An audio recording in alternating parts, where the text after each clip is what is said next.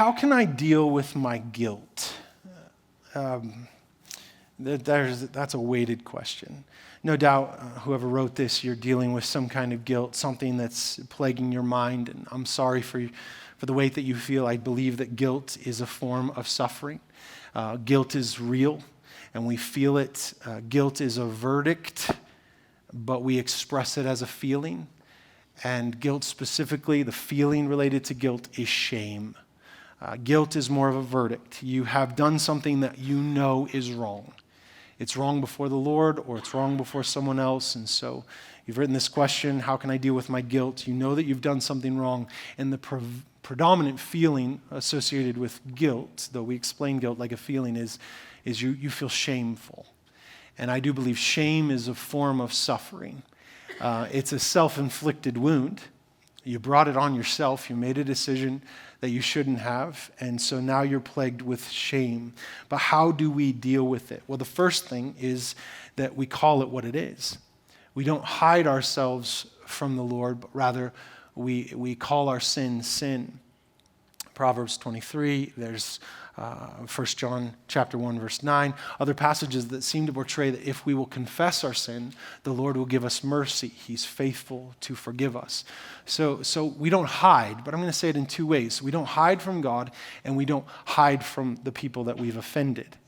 Now, let's go back to the first guilt. The first guilt happened in the Garden of Eden. Man and woman sinned against God. They engaged in sin that God said not to do. What did they immediately do? They hid. They hid, then they covered their tracks, and then they blame shifted. Okay? All three of those things are still prevalent in our life today, right? They hid from God. They used fig leaves to cover themselves. And then when God said, who did this? There was a bit of like, well, she did. Or the serpent made me do it, right? There's blame shifting. The same thing happens in our life today. And as we do those three things, which are our natural bent, we're only making our guilt and shame worse.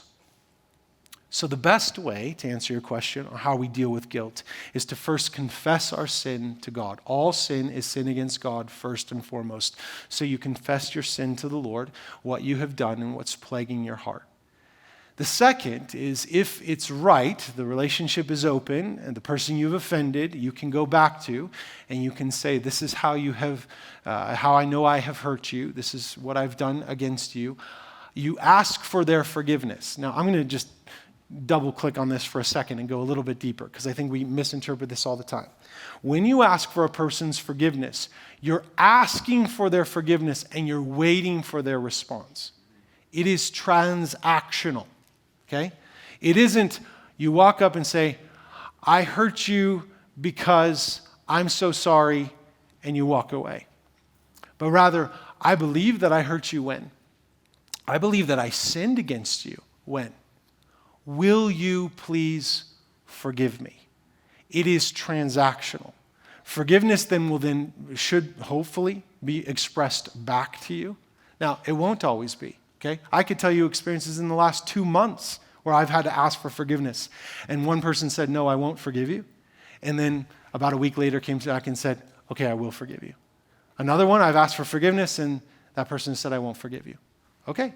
I cannot control their response, but what I can control is whether I have asked for forgiveness and the posture of my heart. I first sinned against God, so I'm going to ask for his forgiveness for the things that I've done. And then I will ask the person I've offended for their forgiveness. And then there should be a transaction of forgiveness. Now, I understand, and we're not going to keep going on this because there's 600 other questions, but I understand you can't ask for forgiveness for everyone.